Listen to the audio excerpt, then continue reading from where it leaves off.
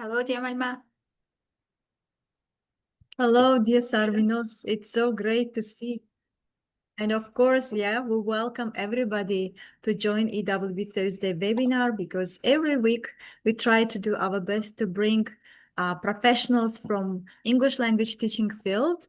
So they generously share their knowledge, their experience, as well as skills virtually with our audience. And today we are double excited because one of our active members and EWB Innovative Teacher of the Year 2023, Sarvinoz Komilova, is again our guest. And please, dear all, join to learn, and to learn from the expert and also to gain first-hand experience, to ask your questions and to receive valuable comments and insightful responses to your questions.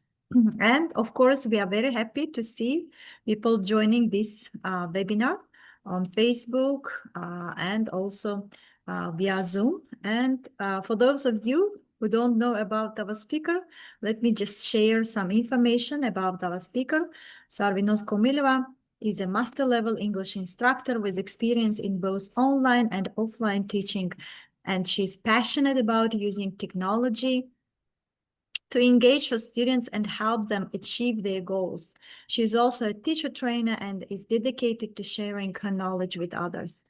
As I mentioned, she was chosen as EWB Innovative Teacher of the Year 2023 and the Best English Instructor of 2022 by the University of Central Asia School of Professional and Continuing Education. And more than that, she's the most demanded professional on virtual platforms. Like, she delivers numerous webinars, not only in Tajikistan, but also abroad. And she is also doing lots of teacher training sessions, as well as, English language teaching, which inspires not only students, but also teachers and other, novice professionals in English language teaching. And with great pleasure, I'm giving the floor to Sarvinoz, and we are all looking forward to learn from her because she's so smart in using AI technology, and she always, brings something new from the field and shares, through these practical sessions with other teachers. So look forward, to your webinar, Sarvinoz. Thank you so much, and over to you. And dear all, yes, please don't hesitate to ask your questions. Yeah, you can put your questions in the chat box on Zoom or in the comment box on Facebook. So we'll make sure to direct them to our speaker. Thank you so much, Sarvinoz. Over to you. Thank you for such a warm welcome, and good evening, dear all. I'm so happy to see all of you here, and thank you for joining. Thank you for taking this time and being with us. I hope that in this session you will get some useful information and implement it in your teaching experience as well. So let me share my screen and so is my screen visible to all of you? Okay, then let's get started. This is the topic of our today's webinar, how to design dynamic rubrics. And we are also going to get to know about some tools which are going to help us to create rubrics. We'll talk a bit about benefits of rubrics. And of course, at the end of this webinar, you will have some time to practice. And well, let's start with the first one, and it's always eliciting from participants of the webinar. What do you know about rubric? What is it? And have you ever used it in your teaching experience? Feel free to unmute or type in the chat. So share your experience with the rubrics, please.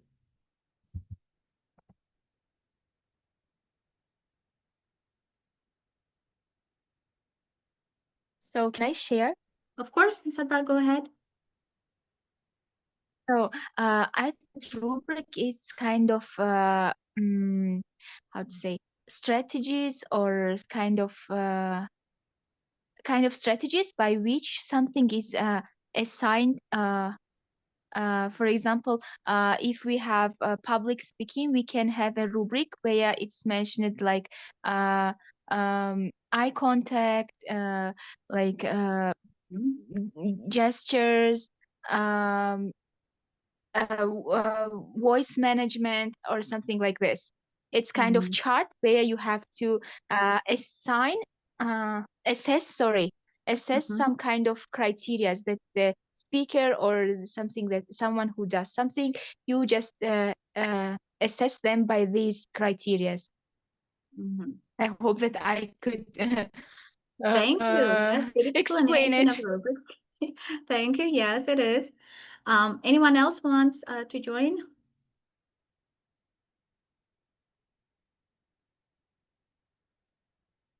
Okay, I also see some good answers in the chat. Yes, I yes, I like all.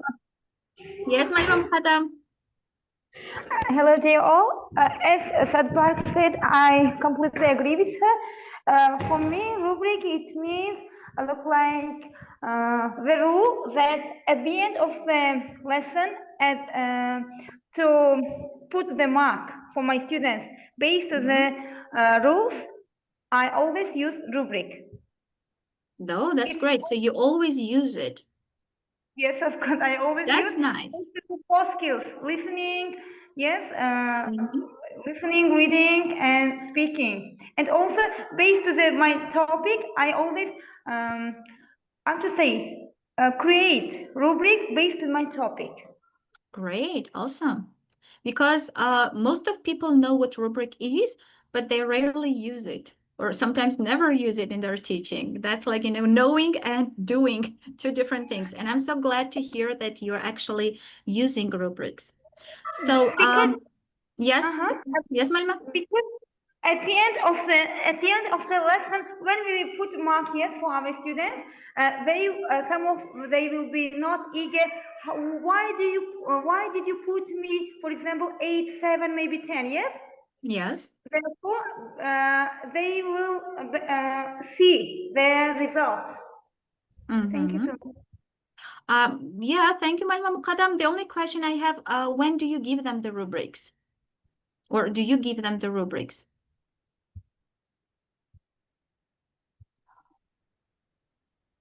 So sorry?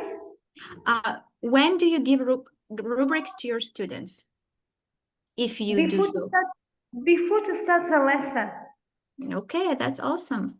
Thank Because you. we have, with my students 11th and 10th form, we have WhatsApp group. Before to go to my lesson, yes, before to conduct my lesson, I always say the rubric. Please be ready based on this rule. So you say it to them. Yeah, I also do agree that the rubric should be delivered before students what they are tested.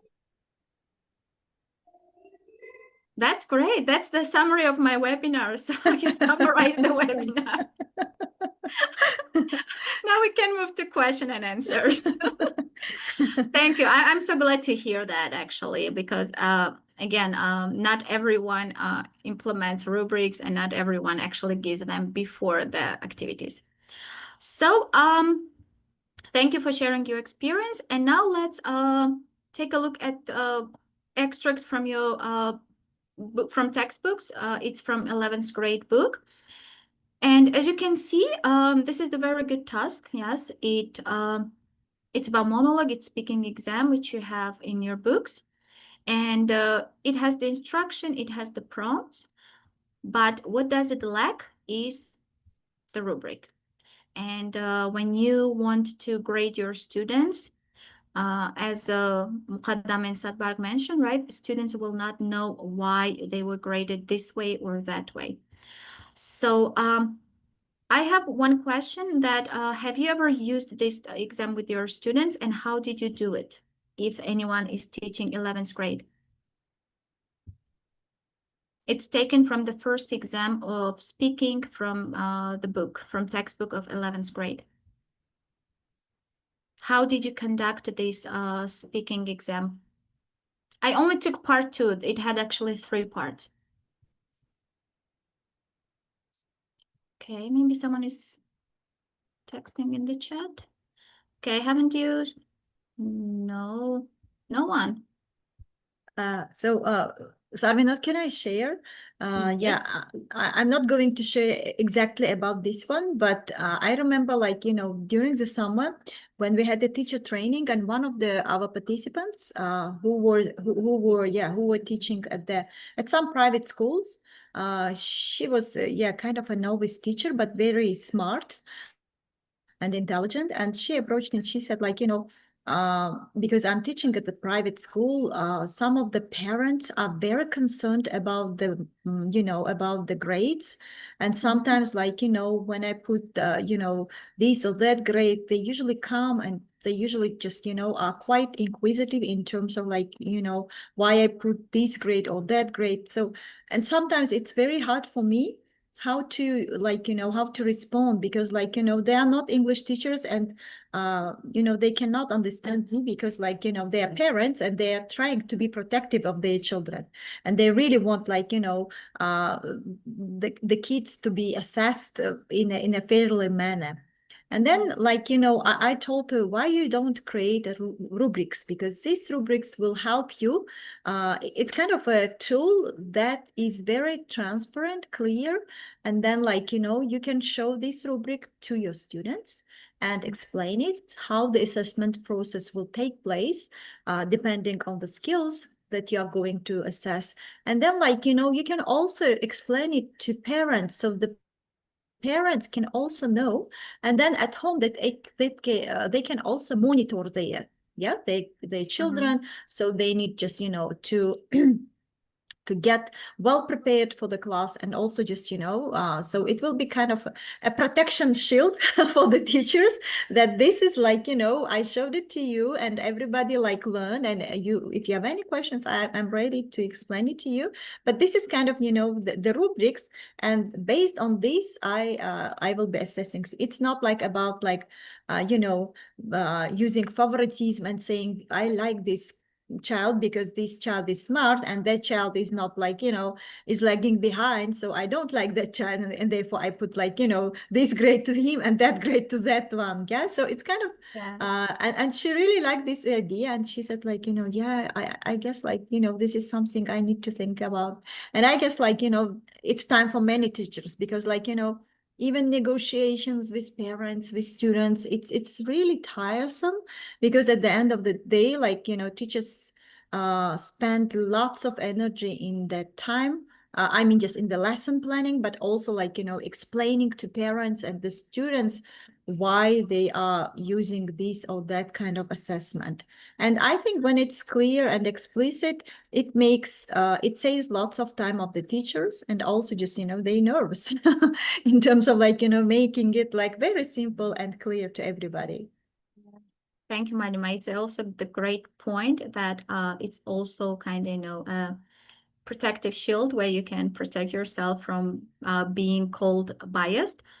And this task is, I like new textbooks. I mean, they have different structures and they even have exams provided, and it's a good guide for the students. However, it still lacks the rubrics for the students and teachers. And when it comes to the writing task as well, here we have good guidelines, good questions for as a checklist where students can use it and see, like, assess their essay. However, it's still not clear for the teacher how to assess it, what grade to put, and how grade it exactly. And students will also get a bit unclear instruction about that. So that's why this is where the rubric comes. And well, let's answer the question, what is a rubric, with one question. It is a guideline for evaluating and scoring work. It can be writing assignment, speaking assignment, any kind of assignment which you give them. I read in the chat that even EWB, they choose rubrics to kind of understand who is the winner. They choose winners of some contests using rubrics as well. And even event participants winners, everything, they have their own rubrics, right? You cannot just, think and then, okay, I'll put this mark for this student based on your mood or just based on your favoritism. That's why it's just a guideline for evaluating and scoring. And the small reminder, which was already mentioned, that usually you give rubrics before the assignment begins, so that students can think about the criteria which you have given them, and they will know based on what you are going to judge them.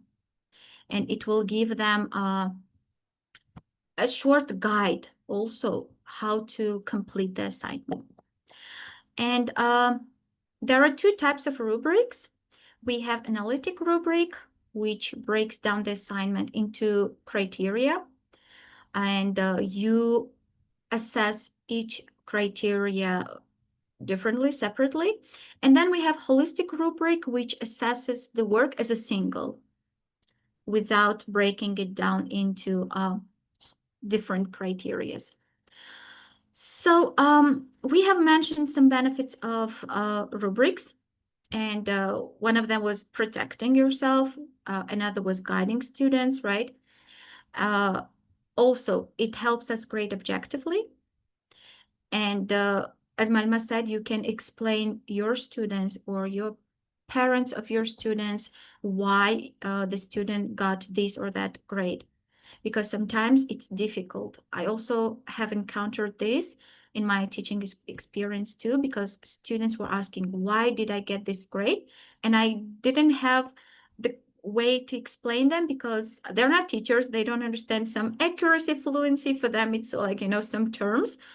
And that's why having rubrics made my life easier. The second one is clarifying your instructional goals. Even if we have instruction in the books, it's still not as specific as it's going to be in the rubrics. And in rubrics, you can clarify what you're expecting of your students. What are your expectations? And whether they meet these criteria or not. And this way, it can be another benefit for you as a teacher. And of course, once students have clear instructions, they understand your expectations, their performance improves, because they know what they're expected from them. Because sometimes you give the instruction, it seems clear, however, different students understand it in a different way, and they hand in different way of essays maybe, or they approach the speaking task differently. So that's why rubrics will help them to perform better and follow those criteria and expectations which you set for them. Well, and let's look at the example of rubric. This is analytic, as you can see. This is for the speaking assignment, and it has 4 criteria: pronunciation, grammar, vocabulary, fluency. And these grades, which are assigned to each criteria. If, for example, pronunciation, the student answers, like if the student has clear pronunciation, it's understandable. Again, here we only talk about pronunciation, not the accent, because sometimes some teachers mix accent with pronunciation. Please do not. Pronunciation is different, and we do not judge accent. If it's clear, if you can understand, do not assess their accent, please. It's just pronunciation. Is it intelligible or not? So if the speech intelligible and the stress is put in the right place, students get 4. If sometimes there are some words which are pronounced incorrectly, you can put 3. And so on. Like, you have all these criteria. And if your student, for example, is giving the presentation or this monologue, which we were looking at a little time ago, you can use it as a guide to assess, and students will also see what is expected from that. This is just a general one. It doesn't have any specific criteria. And this is what we are going to discuss today as well. This is just a rubric for IELTS. An example, of course, even when it comes to international exams, right, they all use rubrics to assess students. It cannot be done without rubrics. They all have these rubrics, and this is how they assess students. And with IELTS, it's not grade, it's band.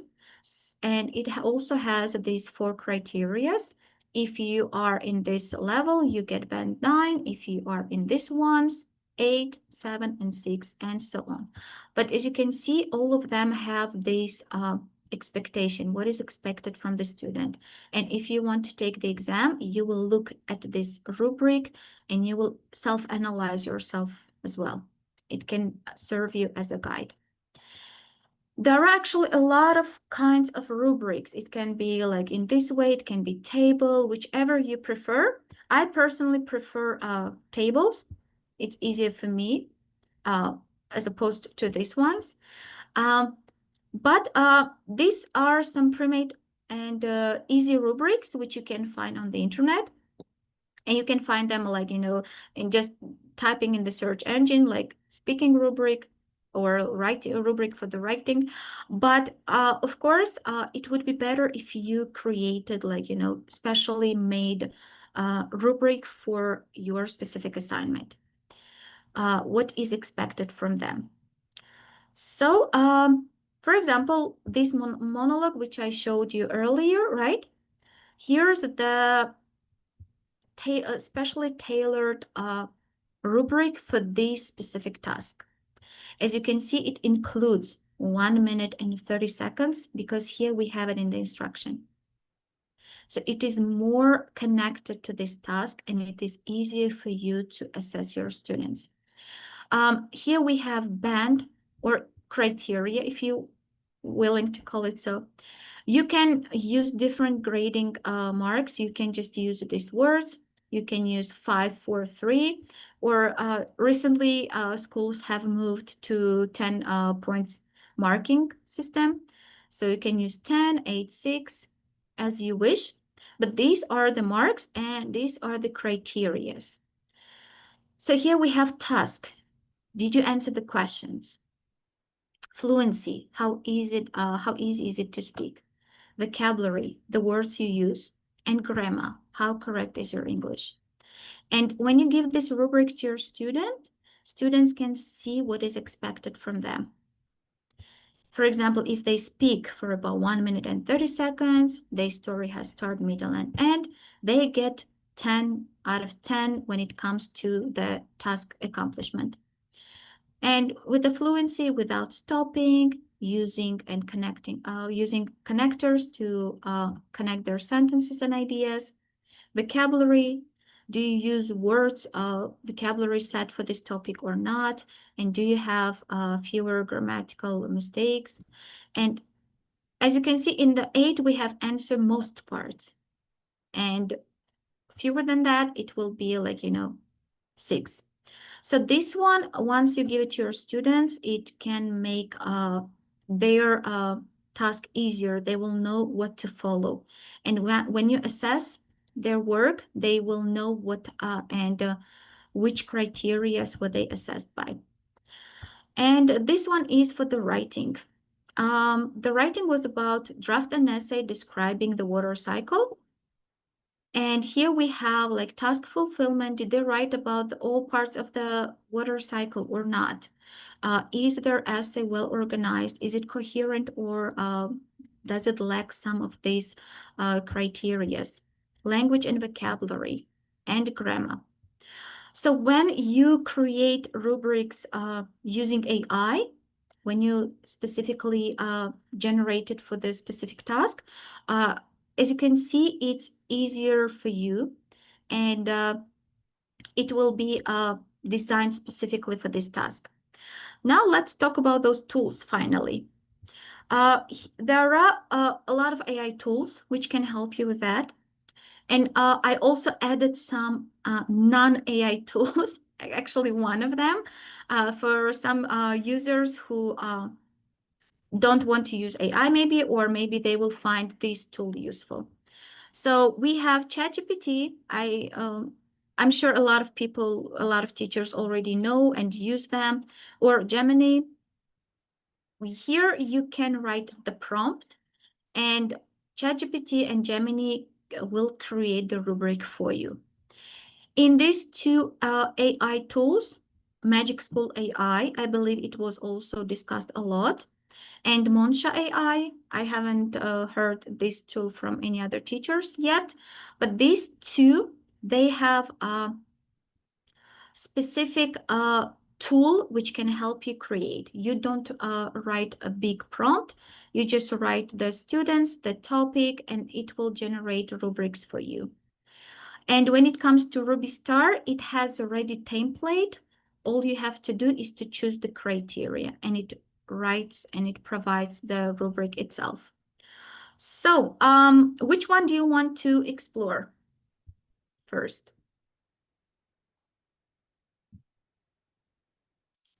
Okay.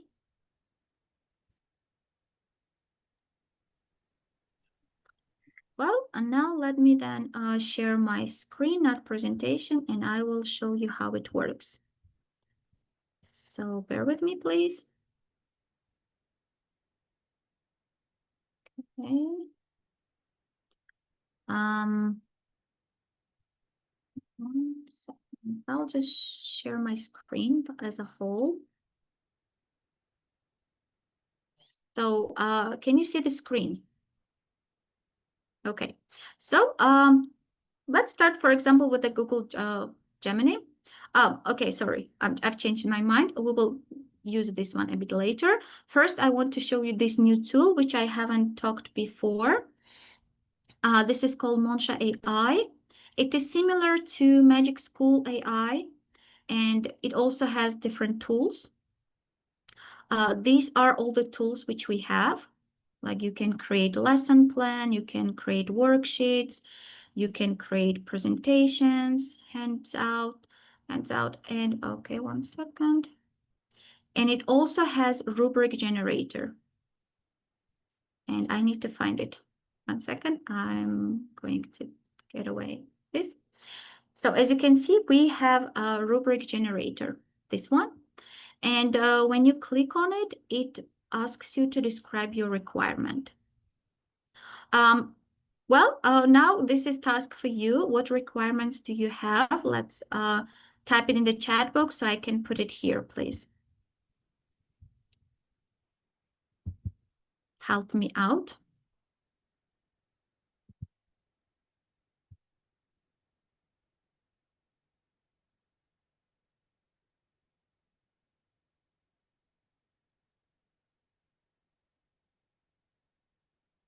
Okay, so please just write any kind of requirement topic.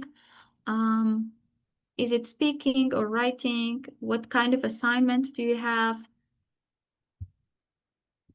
Okay, thank you, Madima. I'll just copy this one and paste it. And we will choose the class here. It's written grade 10. We will choose the language. And we will choose a minimal effort.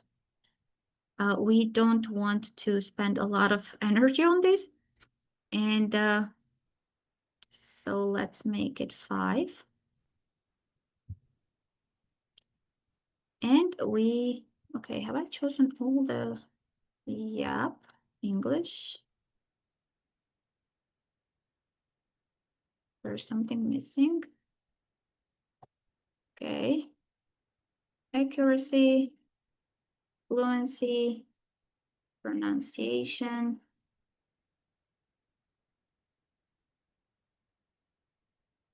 And just an example. You can write your own criteria, any criteria which you have. And then you ask these to generate rubrics for you.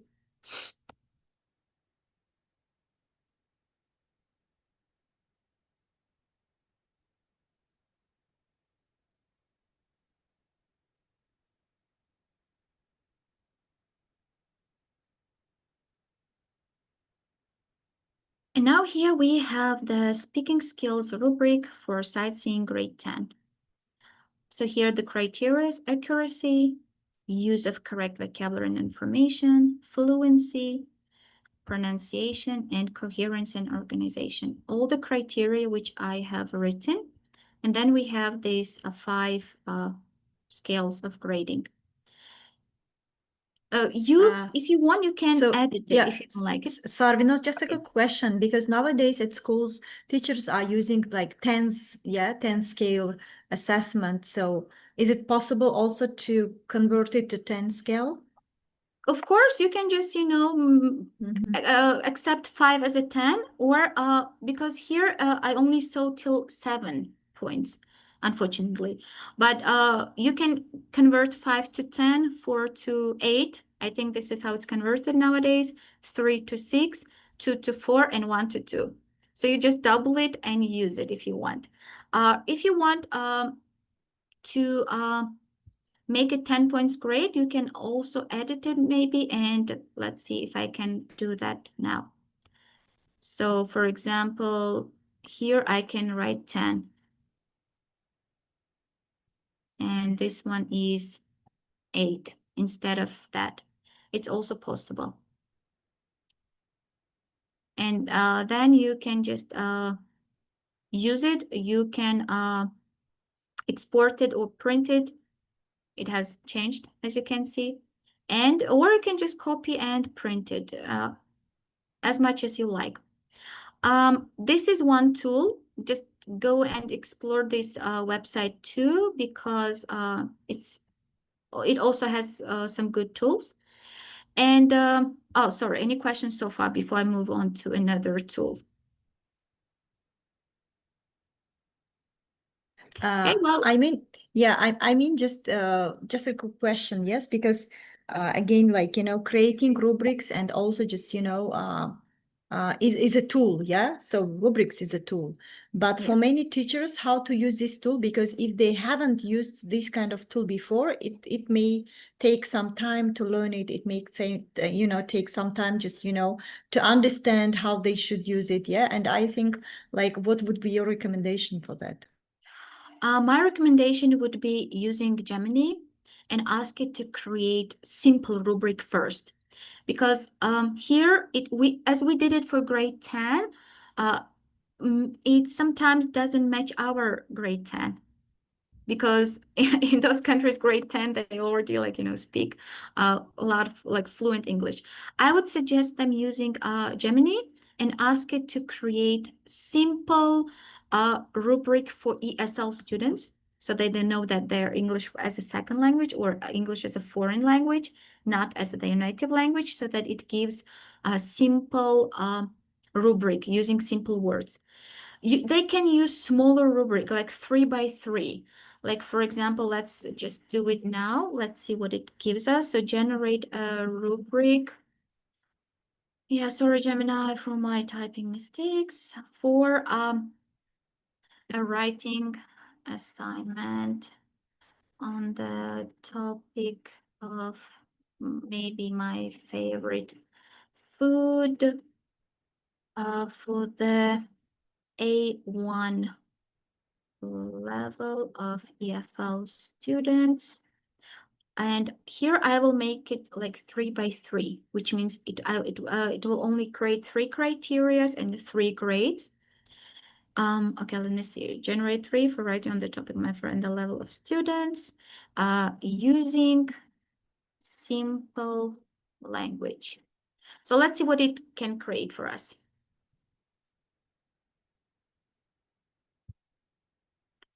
So as you can see, this is a 3 by 3.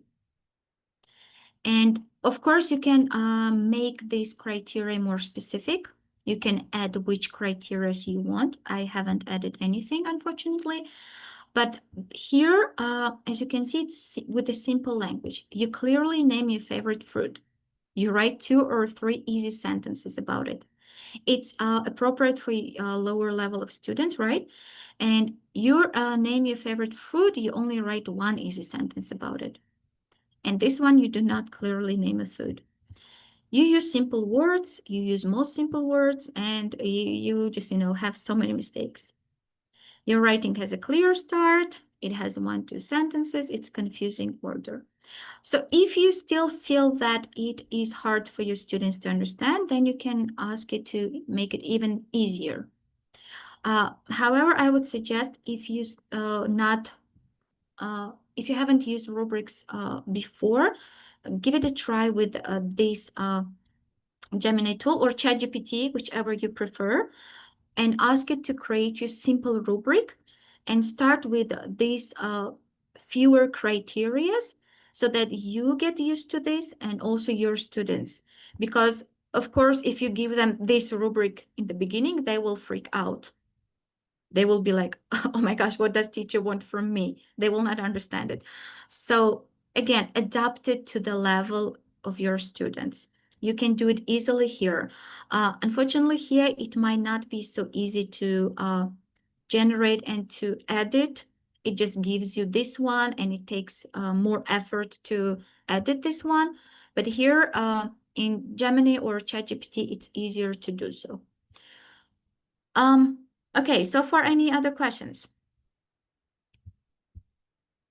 Okay, now you're familiar with the Magic School AI as well, and here it also has a rubric generator. It works the same way as Monsha AI, which I showed you earlier. You need to choose the grade, you need to choose the point, what is your objective, and then it asks you about, like, to complete all these requirements, and then it will generate you a rubric. Therefore, I use Gemini more than I use this one. But if you use Magic School a lot, and if you're familiar with this tool, you can use this one as well. It works the same way as we did here. It will also create you this kind of rubric. And since we don't have a lot of time, I'll just show you another non-AI tool. It is partly maybe AI, but so it's a tool which can create rubrics for you. And how do you do it? You choose the category. For example, like maybe if it's, I chosen for speaking, I believe. And here you choose, what do you want to assess them for? For example, presentation style. Once you choose the category, it automatically provides all the criteria itself.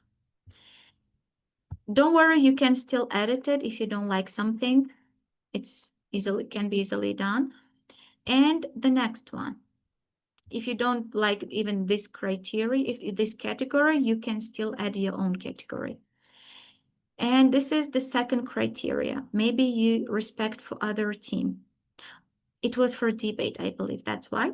So respect for other team. Here you also already have all these table filled, all this column filled, and if you like it, you can use it. If no, then you can just reset it and add your own. But I believe that we are looking for something which makes our life easier, not harder. So that's why give it a try. If it takes less time for you, and if it's appropriate for your teaching, you can use this one. But if you feel that it takes a lot of time from you, then it's better to use Gemini in the beginning until you master creating rubrics, understanding them, and your students also get used to you using rubrics. Don't surprise them with these hard rubrics if you haven't used them before. Okay, well, let's come back to my presentation for a bit.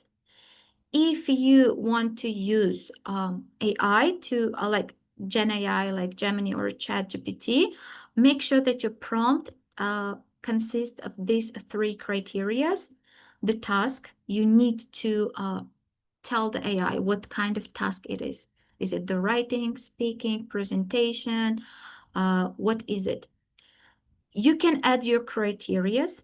If you don't add, it will provide it for you. But if you as a teacher have your own criteria, like some of you may want to assess their charisma while giving presentation, or the eye contact. Sadbark, I believe, has mentioned about this. If you want to assess this one, put it in the criteria focus.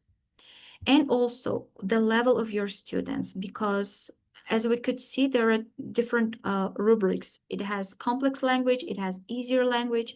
So make sure you mention the level of your students as well. And let's look at this example of a prompt and the result which I got from Gemini. So this was about speaking, and it was role play where the students had to order food and making a complaint. And this is the rubric which Gemini created based on this prompt. And as you can see, once your prompt has all these points, you have even better rubric with better instructions, with clear instructions. And this is for the speaking, and we have the same for the writing.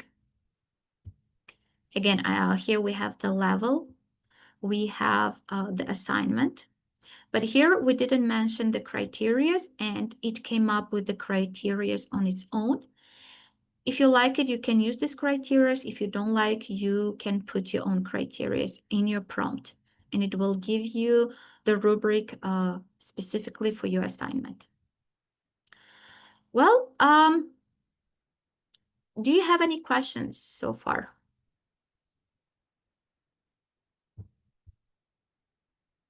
Sarvinoz, yeah, it's very interesting. But again, like, my concern is that, like, yeah, when the teachers are given the tool, they don't understand how to use it. They will not be able to, to use it at all.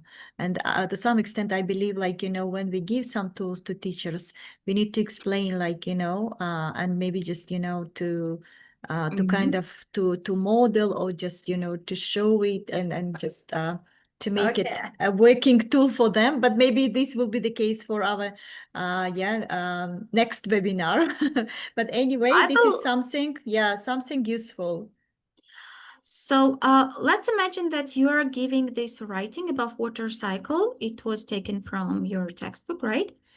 And if your student writes the essay, and you can see that your student clearly and accurately describes all 4 stages in the 4 cycle, when it comes to content, you give your student this mark, or maybe 10, because we're using the grading of 10.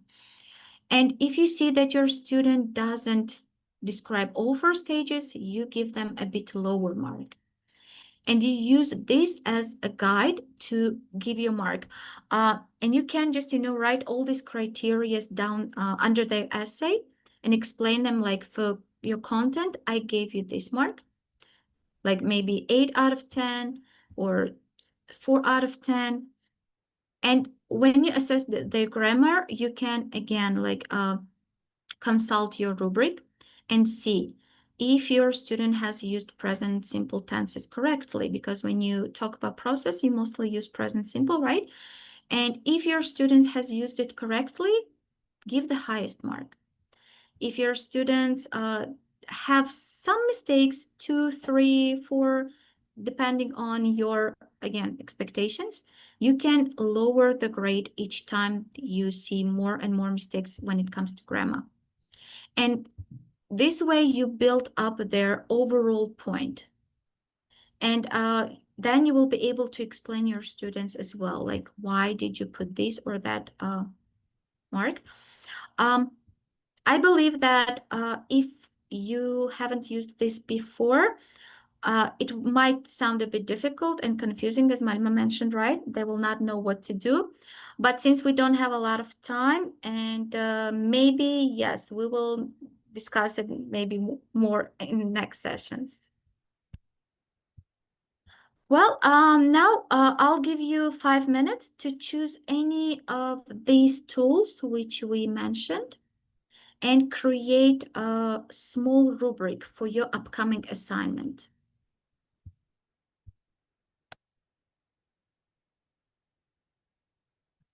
if you have any writing or speaking assignment, or you can just open your book and find any assignment and try to create a rubric for that assignment of yours. So, and you can post your rubrics in the chat so we can see.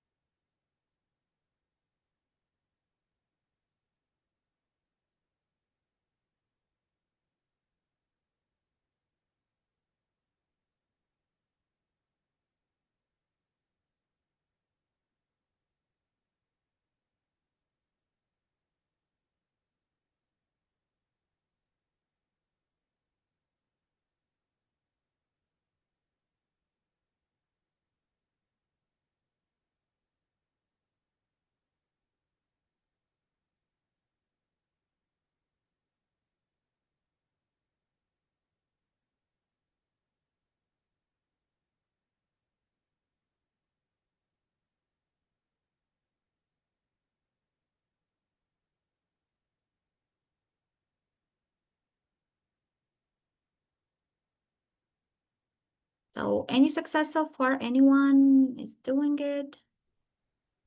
There is some yeah in the chat box, some writing in the chat box.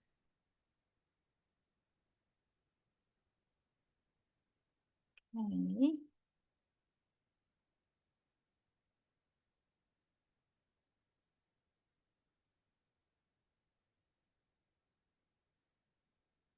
Whoa, good job, Sharifa Shakirova.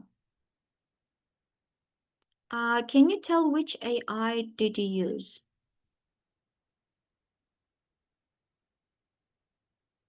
ChatGPT, excellent. Thank you for sharing.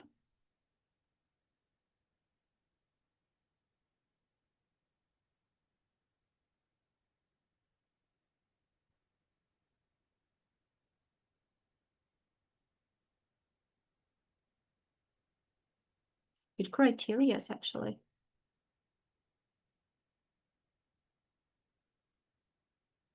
But make sure that it is easy for grade 7 to understand, because it has some complex like morphology and legible handwriting, correct margins. They might not understand. Maybe you have some, very advanced students, but make sure that it's suitable to the language of your students as well, so that they know what is expected from them. Yeah, thank you. I understand. And it's just a reminder from my side that, yeah, by improving your prompt, you can create a better one, but also adapt the language of the rubric according to your students' level as well.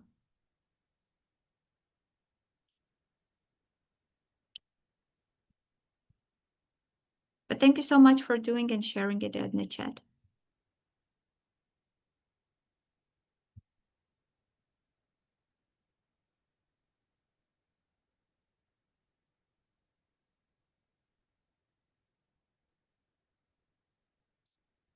I've also created on Gemini, but it's too big to copy and paste it. Yes, in the chat box, it says like, It's fine, no it's worries. too As much. long as you Yeah. did it. Yeah, If you like the that's good. result you got, it's that all Yeah. matter. I completely agree that AI is good as a teacher assistant, yeah, because sometimes like we should not rely on it completely, because we as teachers know our students better, know their level, yes, and to some extent, like, bringing some tools that doesn't work in our classroom makes no sense, yeah, because like, so using those tools that are relevant to our classroom and relevant to the level of our students, then it will be more kind of a working tool. Great. My question would be like, sometimes like creating rubrics could be a little bit, maybe just, it's a matter of time and practice. Like once the teachers know and learn, they can create it like quite easily. But to what extent, like, can these rubrics be adapted to current 10 scale? Yes, assessment. And in some cases, because like, again, even nowadays when I talked with the teachers, I asked them like, how do you assess like using these 10 scale assessment tool? They were saying like, if you previously put excellent, it means we need to put 10. If you put, somebody 4, then you need to convert it to 8. But if you put somebody 3, you need to convert it like to 6. But then like, the question was like, but how it's changing, like, how it's making it clear to the students, like, why you're putting not 3, but instead of that 6, but what is behind these scores, like, does it tell about like specifics of the process and progress the students made, like, through this language learning. So it's kind of a little kind of, a discussion from two sides, like, and making it clear for the teachers how the assessment should be done. Yeah, and what is the proper way of doing assessment. So it's clear, like, for all the participants of this assessment process. Yeah. Thank you. I mean, you could ask Gemini to create it with the 10 points. However, for the teachers who are using rubrics for the first time, it would be better not to have all this 10 scale, because but I don't know, let's just give it a try, because I don't grade using this system because I don't teach at school. But let's give it a try and make it like, make it like, 3 criterias.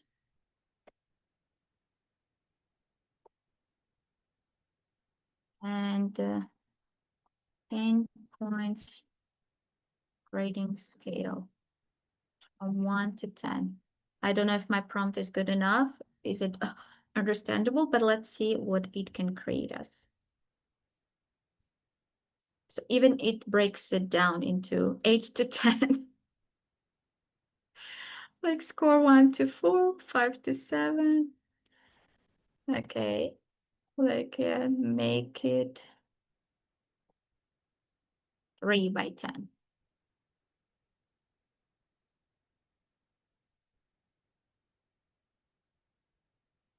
So here is like the criteria, and these are the marks for the teachers to use.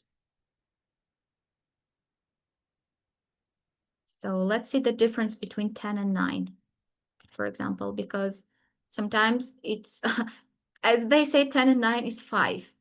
But what's the difference? For example, you name the food, you write 4 plus great clear sentences. And you name the food and you write 3 or 4. So this is with the number of sentences. This is correctly every time, and you have one very small mistake. And when it comes to organization, perfect, everything's clear, and this is very clear. So they can use this one as a guide as well, if they ask Gemini to create it using this way of scoring. I hope they will be able to use it, but for novices, yeah, they might have a bit challenge with this one too. But this one is with the 10 points if they use 10-point scale. Yeah, I completely agree with you that, like, the assessment should not be biased in terms of like, some students are better than the others, but it's kind of like, making this quite fair, objective, and transparent, so everybody understands. So the teacher is not assessing students, but they are assessing knowledge of the students and they are like, and their progress. Yeah, they're assessing the task, not the student. Yes, And exactly. teachers should make it clear, because students, especially like, younger learners, they are very, I would say they're very, when it comes to grade, they take it personally. Yeah, very sensitive. They will question, they're very sensitive. They question like, why did the teacher gave me 9, but to that student 10? I had this question from my kids and I was not able to explain it to them. They were like, I answered all the questions, but I got 9. And my partner like answered all the questions. He got 10. Like, why? What was the difference? And I explained that maybe you didn't meet some criteria, but of course it would be good if the teacher explained those criteria to the students. It would be very good. I mean, starting from the very young age, make this one simple, like, simple criteria with simple explanation so that students will get used to this from very young age. It would be, of course, beneficial, in my opinion, of course. Different people, different ideas. So yeah, exactly. I Hey. completely agree with you. Yes, exactly. Well, I believe that that's it so far, and you're free and to ask any questions you have. Yeah, there is a question, I guess, like, throughout the webinar, you already, addressed some of the questions, but there is also another question. How does the ability to give and use feedback influence the effectiveness of assessment for both teachers and students? What would you say? Oh, actually, good point when it comes to feedback. When it comes to using rubrics, it is already in a way of feedback. Because when you grade using this, right? When you grade using this content, you already show the student your feedback. That it means the student didn't write 4+ sentences, but the student wrote 4 very clear sentences, right? And the effectiveness, I would say that when you give this rubric to the student beforehand, students will get ready to write 4+ to get 10. They will do their best to write more sentences than 4, so they get 10 points. And for example, they will pay attention to capital letters, to periods. They will try to maybe revise it, maybe just study it, practice it in a way. And when it comes to organization, again, they will pay attention to the structure of their paragraph. And it will make their work effective. Even if they don't follow this rubric in some cases, right? They will be like, okay, I don't know, I'll just do my assignment. You will be able to show them where their task stands when it comes to this rubric. And in a way, it's both grading and giving feedback using this rubric at the same time by using each of these criterias. Yeah, very interesting. Yeah, I think like, AI is going, to kind of surprise us over and over, because like, every time the new version of AI is emerging and they are being like, upgraded. So therefore, like teachers, it's time for teachers to learn and like, to use it as teacher assistant. And yes, and to some extent, like, AI also helps us to learn more from it as well. So because like, sometimes when we learn from the machine also learns that we are learning, and they are, giving us, more sophisticated tools. And and to some extent, again, just when we use the machine and we also like, polish it over the time, so the machine learns from us. So it's kind of a two-way learning. Yeah, but we just, but we need just to make sure that we are learning and not fully relying on AI, but rather like, taking, using it as an assistant, and also just, bringing it to real classroom experience. Yeah. Okay. Use it as assistance. Don't fully rely on it. Just get some ideas, maybe. For example, even looking at this rubric, if you don't like something, change it. Like, you are the boss.